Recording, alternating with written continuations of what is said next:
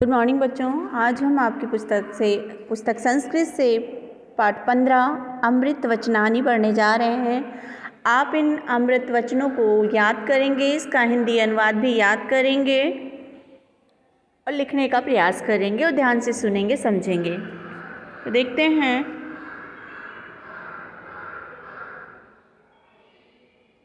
पाठ 15 अमृत वचनानि।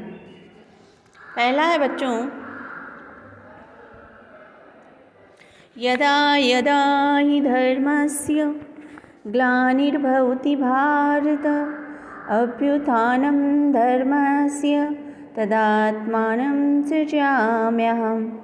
इसका अर्थ है बच्चों, जब जब धर्म की हानि होती है तब मैं धर्म के उत्थान के लिए जन्म लेता हूँ। ये कौन कहा था? श्री कृष्ण ने कहा था ना अर्जुन से।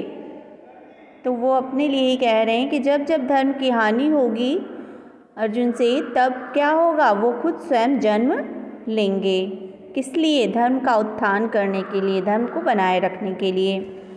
दूसरा है, सर्वे भवन्तु सुखिनः सर्वे सन्तु निरामया सर्वे भद्राणि पश्यन्तु मा कश्चित् दुःखभाग् भवेत्। इसका अर्थ है बच्चों, सर्वे भवन्तु सुखिनः यानी सभी सुखी हों, सर्वे सन्तु निरामया सभी रोग मुक्त हों, सभी भद्राणि पश्यन्तु यानी सभी का कल्याण हो, और माँ कश्चित् दुःखभाग् भवेत् किसी को दुख का भागी न बनना पड़े, यानी किसी को किसी प्रकार का कोई दुख न भोगना पड़े।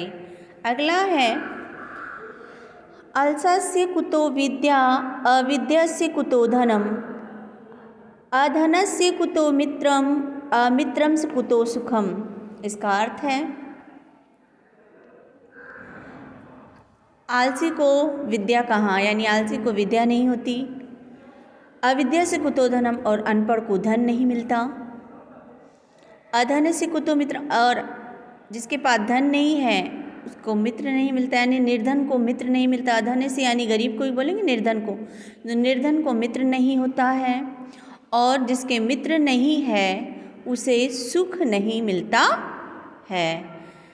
अलस्य कुतो विद्या अविद्या से कुतो धनम, यानी आलसी को विद्या नहीं और अनपढ़ को धन नहीं, निर्धन को मित्र नहीं और जिसके मित्र नहीं है उसको सुख नहीं प्राप्त होता। अगला और अंतिम है, शोको नाशयते धैर्य शोको नाशयते श्रुतम शोको नाशयते सर्वनास्ति शोक समो रिपु। तो शोको क्या है? दुख।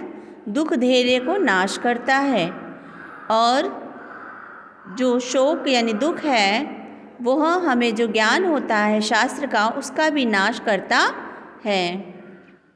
तो जो दुख है, जो शोक है, वह सब कुछ नष्ट करता है।